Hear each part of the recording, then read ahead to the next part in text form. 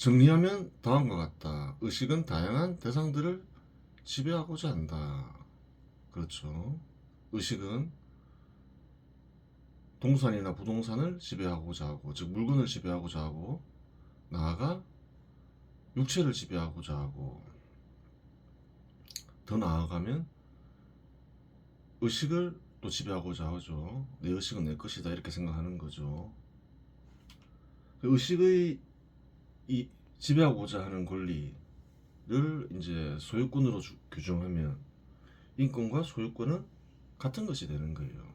의식의 지배권을 소유권으로 그래요. 소유권이라고 가정하면. 근데 통상 사람들은 의식의 지배권을 나누어서 생각을 하죠. 나눠서 생각할 수도 있고 합칠 수도 있고 그런 거예요. 물건에 대한 지배권을 소유권이라 통상 얘기하고, 육체도 물론 물건이죠. 물질이니까. 의식만 물질이 아니죠. 그래요. 좀 엄밀하게 하면 물건에 대한 지배권을 소유권이라 하면 육체와 기타 뭐 물건들 합쳐지는 거죠. 의식은 뭐 소유권이 아니라 인권이라 이렇게 얘기할 수도 있고, 뭐 어떻게 기준을 정하냐에 따라서 소유권의 대상도 달라지는 거예요. 단순히 그냥 의식의 지배권을 소유권으로 규정하면 소유권과 인권은 이제 일치하게 되는 거죠. 여기에 대한 뭐 명확한 규정은 뭐 아직은 없는 거죠. 그래, 의식의 지배권이 바뀌어서 소유권이 되기도 하고 인권이 되기도 한다.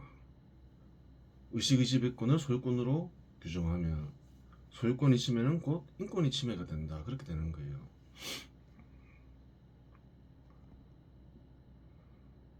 의식의 이와 같은 지배하고자 하는 권리는 제도적으로 보장된다.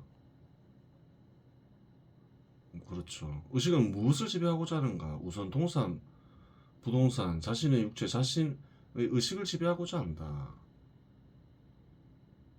우선은 그렇죠. 더 확장될 수도 있는 거예요. 타인의 육체와 타인의 의식을 지배하고자 할 수도 있는 거예요. 그러니까 노예가 생기는 거죠. 통상 동산, 부동산에 대한 의식의 지배권을 소유권이라고 부르고, 자신의 육체, 자신의 의식에 대한 지배권을 인권이라고 부른다. 통상은 이제 그렇게 부르죠. 그 맞는 규정이건 아니건 간에 단순히 의식의 지배권을 소유권으로 규정하면 소유권과 인권은 구별되지 않는다. 반면에 대상에 따라 의식의 지배권을 나누면 소유권과 인권은 구별된다. 그래요. 이처럼 의식의 지배권을 중심으로 하여 소유권과 인권을 나눌 수도 있고 합칠 수도 있지만, 그대들은 나누어서 이해하는 것에 익숙해져 있으니 나누어 분석해 보도록 하자. 뭐 나누어서 분석할 수도 있고 합쳐서 분석할 수도 있는 거예요. 그래요. 소유권을 침해하면 의식의 지배권은 육체와 의식으로 한정된다.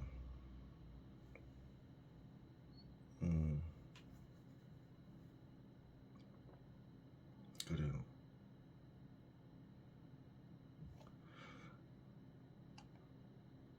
즉 인권으로 한정되는데 인권이 침해되기는 무척 쉽다.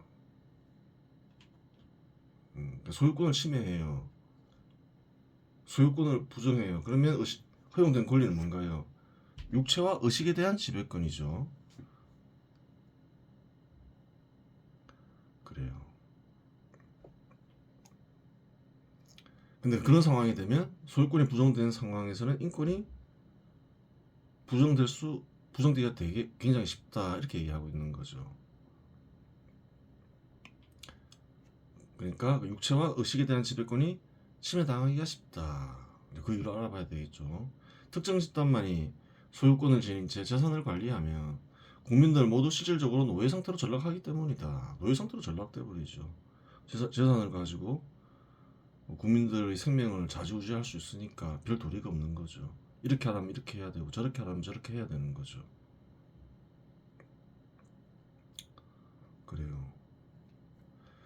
특정 집단에게 국민들이 소유권과 재산을 넘기는 일은 쉬운 일이 아니다. 안 넘기라겠죠. 재산을 침해하면 폭동 일으키잖아요. 고대에 보면. 그래요. 현실적으로는 불가능한 일이죠. 근데 속임수를 쓰면 가능하겠죠. 속임수를 쓴다는 거예요. 악당들이죠. 하지만 무상주택, 무상의료와 같은 포퓰리즘 정책을 주장하면 다수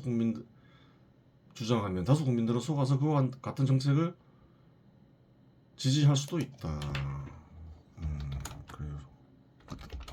타락한 사회에서는 자기도 모르게 다수 국민들이 그런 선택을 한다는 거예요. 남의 일로 보면 안 되는 거예요. 어떤 정책을 썼느냐, 한 포퓰리즘 정책을 보자고요. 남미 국가들, 특히 베네수엘라와 아르헨티나가 포퓰리즘 정책을 쓰다가 거의 뭐 파탄 상태를 맞이했죠. 파멸적 국민을 맞이했던 거예요. 주요 정치 지도자 및 연도, 무상교육, 내용 문병 퇴치 및 대학교육 무료 제공, 무료로 교육시켜주겠다. 대학까지면 거의 전 교육 과정이죠. 무료로 시켜주겠다. 좋은 말이죠. 얼마나 좋아요. 공짜로 교육시켜준다는데. 한국도 교육비가 많이 들잖아요. 다 공짜로 교육시켜주겠다는 거예요. 무상 시리즈죠. 무상 의료, 베네수엘라 차베스, 똑같은 인물이죠. 빈민층 대상 무료 진료 및 공공병원 운영. 그래요. 무료로 그냥 하여튼 무상으로 제공하겠다는 거예요. 하여튼 무상을 많이 남발했겠죠. 또 공공병원 운영도 했다는 거예요. 값싸게 제공하겠다면서. 그래요.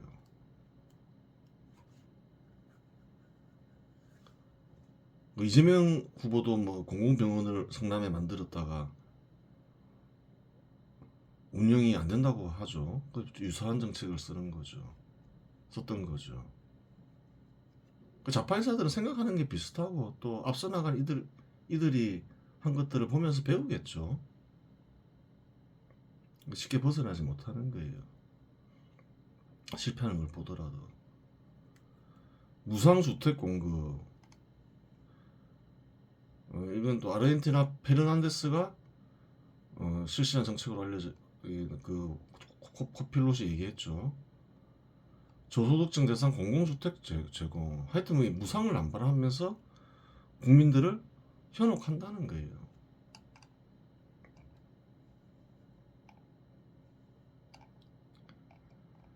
최근 들어 한국에서도 남미식 포퓰리즘 정책을 주장하는 이가 등장하며 국민들을 속이고 있다. 포퓰리즘 정책 2, 이런 무상 시리즈 2, 기본 시리즈, 기본소득, 기본주택, 기본금융. 무상이 들어간 것을 무상 시리즈는 기본 시리즈인데 뭐 그게 그거지 뭐 말을 바꾼 거지. 너무 무상 이렇게 얘기해버리면 바로 들키니까 같은 거지요. 뭐 본질적으로는. 주요 정치 지도자 및 연도. 대한민국 이재명 2021년 전 국민에게 일정 금액의 기본소득 지급 돈 뿌리겠다 이 말이죠.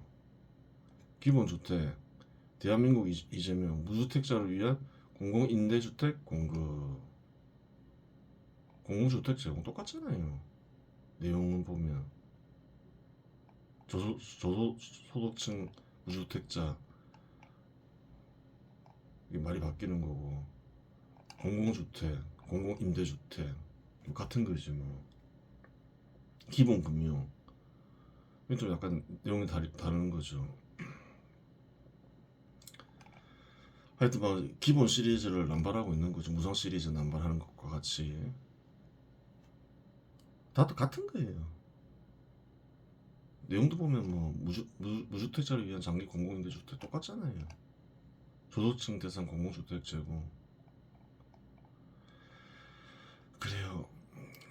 하다 보면 뭐 정도의 차이는 있겠죠. 뭐 어느 정도로 무상으로 제공하느냐 그건 다를 수 있겠지만 뭐 기본적으로 같은 거라는 거예요. 물론 이와 같은 포퓰리즘 정책이 실시되면 국가는 멸망에 가까운 타격을 받게 되고 국민들은 가난과 절망 속에 빠지게 된다. 멸망하는 이유는 간단하다. 세금으로 운영되는 정부는 그와 같은 정책을 실시할 수 있는 소득이 없다. 그와 같은 정책을 실시하고자 하면 국민들이 재산이나 사업체를 몰수해야 한다. 통상 그러한 정부는 공동생산, 공동소비를 시도하는데 앞에서 언급했듯이 그와 같은 정책은 예외 없이 실패한다. 다른 방법으로는 부채를 통해 실시하거나 화폐를 찍어 그와 같은 정책을 실시한다. 세금으로 운영되는 국가 정부가 이런 정책을 실시할 수 없는 거죠. 이런 정책의 실시가 가능했으면 왜 다른 정부가 실시하지 않겠어요? 능력이 안 되니까 실시 못하는 거지. 조심해야 되는 거예요. 하고 싶은 일이 있다는 거예요. 그 속임수를 쓰는 거예요. 좌파 인사들은 할 수 없다는 걸 모르진 않겠죠. 그럼 할 수 있는 방법이 뭔가요?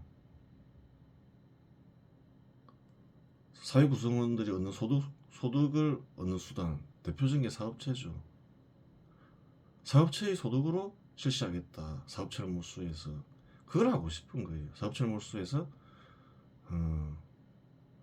공동생산, 공동소비를 하고 싶은 거예요. 혹은 뭐 각자 생산, 공동소비건 그런 걸 하고 싶은 거예요. 그래서 꼭 보면 이제 포퓰리즘 정책 실시하는 국가들 보면 몰수를 하죠. 근데 어떤가요? 실패를 하죠. 실패할 수밖에 없죠. 예전에 계속 설명했죠. 공동생산, 공동소비나 각자 생산, 공동소비는 실패할 수밖에 없다. 그 타고난 인간의 성품상 불가피하다. 근데 한번 실시했는데 국민들을 속여서 중단을 할 수가 없잖아요. 중단하면 그래요. 나라를 파탄이 나겠는데 국민들이 살려두지 않을 거 아니에요. 당연히. 계속 실시하려고 하겠죠. 능력이 안 되니까 그 다음에는 무슨 일을 벌일까요?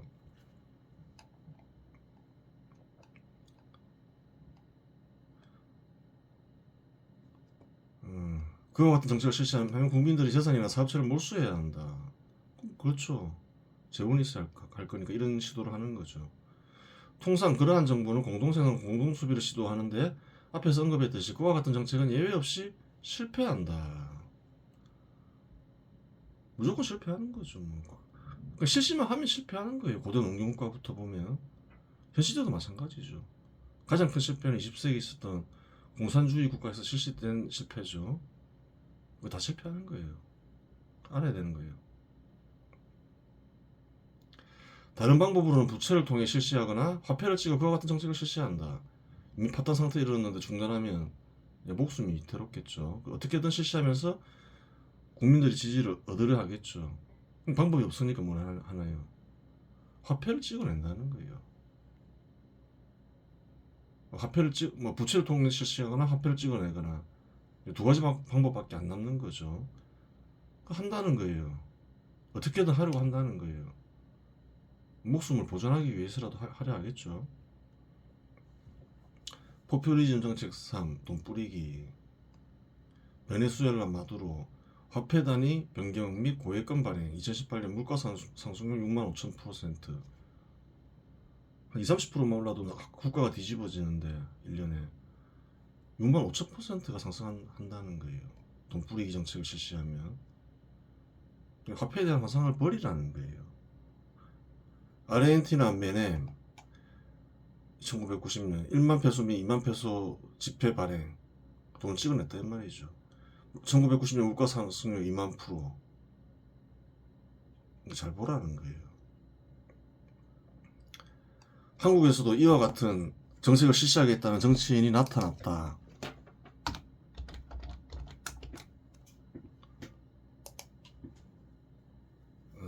그래요. 이재명 후보의 호텔 경제학이 유행하던데 이재명 후보가 한 말만 알려줘.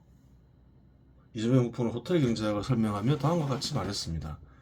제가 자주 말씀드리는데 사람들이 경제 그러면 뭐 엄청나게 복잡하고 대단한 거라서 특별한 사람만 안다고 생각하지만 그냥 경제는 돈이 도는 걸 경제라고 한다.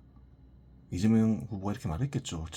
코포일렛이 그렇게 얘기했다고 하니까 코필롯이 뭐 거짓말 하진 않을 거 아니에요. 한 관광객이 호텔에 맡긴 예약금 10만 원이 호텔, 식품가게, 통닭집, 신발가게, 빵가게, 호텔로 순환하는 과정을 설명했는데요. 그 이후 여행객이 예약을 취소하고 호텔에서 10만 원을 받아갔지만 경제는 활성화됐다. 일정이 바뀌고 이 동네에 들어온 돈 하나도 없는데 거래가 쫙 일어났다. 이게 경제다. 그래서 관광객은 누군가요? 정부일 거 아니에요. 정부가 10만 원을 뿌리겠다. 돈 뿌리겠다 이 말이죠.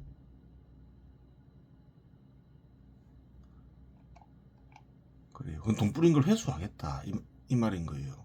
일단 뿌렸다가 거짓말인 거죠. 뿌린 돈은 회수되지 않아요. 회수가 불가능한 거예요.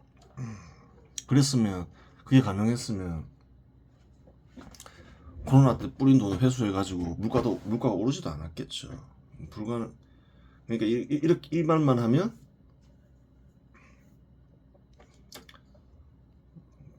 바로 공격을 받을 거니까 이제 뒤에 속임수를 넣은 것에 불과한 거예요.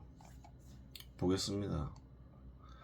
관광객이 예약을 건다는 말은 정부가 돈 뿌리겠다는 말로 들리는데 어떻게 생각하니? 이재명 후보가 말한 호텔 경제학에서 관광객의 예약금은 정부의 재정 투입을 비유한 표현으로 볼 수 있습니다. 즉 정부가 돈을 투입하면 경제 내에서 돈이 순환하면서 여러 차례 거래가 이루어지고 결국 경제 활성화로 이어진다는 논리입니다. 그렇다면 이 개념은 정부가 적극적인 재정 정책을 통해 경제를 촉진해야 한다는 주장과 연결됩니다. 예를 들어 기본소득, 지역화폐, 공공투자, 돈을 뿌리겠다는 거죠. 돈을 주겠다는 거죠. 지역화폐, 뭐 물건을 구매할 수 있는 거니까 뿌리겠다는 거죠. 또 공공투자하겠다, 뭐 공공주택, 뭐 이런 걸 얘기하는 거죠. 공공의료, 남미에서 얘기했던 것과 뭐 똑같은 거죠. 하지만 이러한 방식은 재정을 지속적으로 투입해야 하는 만큼 재원 마련 방법이 중요합니다. 그 현재 화폐 찍어서 하겠다는 거겠죠. 하다가 안 되면 남미 국가처럼. 정부가 경제를 활성화할 수 있지만 무리한 지출은 재정 건전성을 악화시키거나 인플레이션을 유발할 위험도 있습니다. 그래요. 잘 보라는 거예요. 이 인플레이션율을. 물론 어떤 식으로든 화폐를 뿌리더라도 베네수엘라와 아르헨티나와 같은 초인플레이션이 발생하지 않는 아주 예외적인 경우가 있다. 화폐를 뿌리더라도 초인플레이션이 발생하지 않는 경우가 있긴 있더라. 전혀 없는 것은 아니다. 뭐냐? 미국의 화폐는 세계 화폐로 통용되는데 화폐를 마구잡이로 발생하더라도 발행한 미국에서 화폐가 빠져나가 세계 시장에서 유통되면 그와 같은 초인플레이션이 발생하지 않는다. 그 미국의 화폐는 세계 화폐로 통용되죠. 거래를 할 때 많이 통용되니까 빠져나가서 미국에 안 들어오는 수가 있어요. 그러면 초인플레이션이 발생하지 않겠죠. 하지만 미국도 최근 들어서 고물가에 시달렸죠. 왜 그런가요? 필요 이상의 화폐를 뿌려댔기 때문에 미국에서도 최근 들어서 물가 상승이 심했다고 하죠. 그 이유는 간단한 거예요. 적당히 뿌리면 세계에서 이제 거래를 하는데 이용되는데 너무 많이 뿌리면 미국도 뭐 마찬가지라는 거예요. 그래요. 물론 한국의 화폐는 세계 화폐로 통용되지 않으니 화폐를 뿌리면 베네수엘라나 아르헨티나처럼 초인플레이션이 100% 발생한다. 그 예외가 없다는 거예요.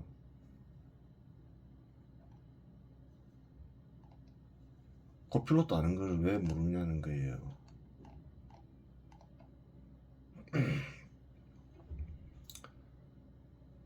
하여간 베네수엘라나 아르헨티나와 같이 국가가 파탄 상태에 이르면 정치 지도자들은 국민들로부터 용서받기 어렵다.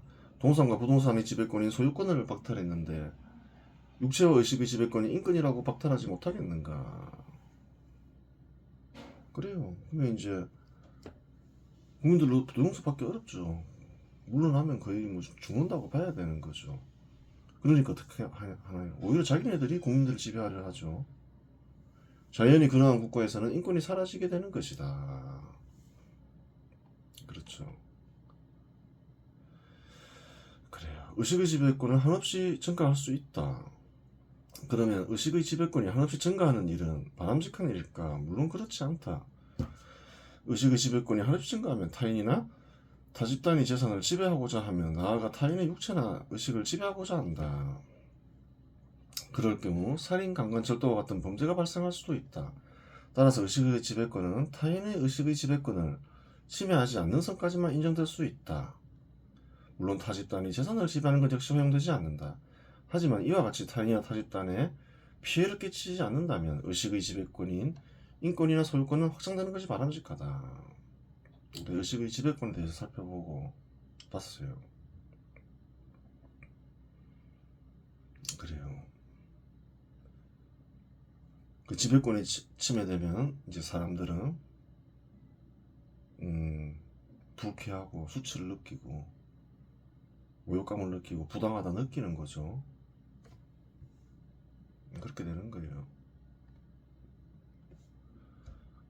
가급적 지배권을 최대한 보장하는 게 좋겠죠. 그렇다고 무한정 인정할 수는 없잖아요.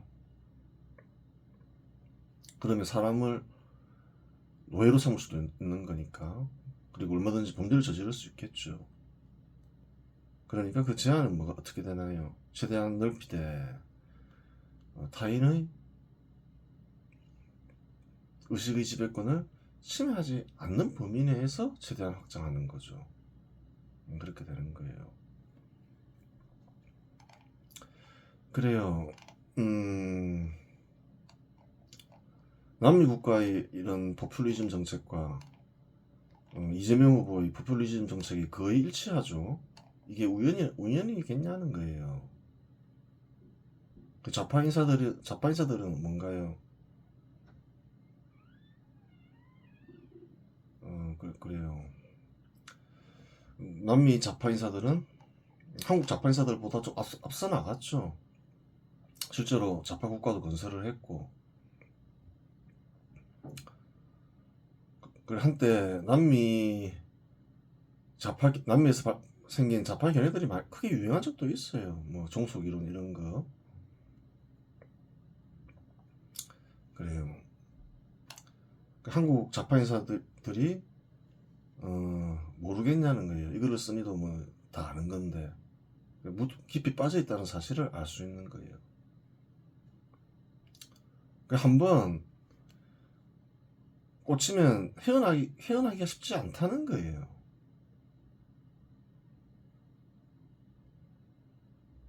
그래요.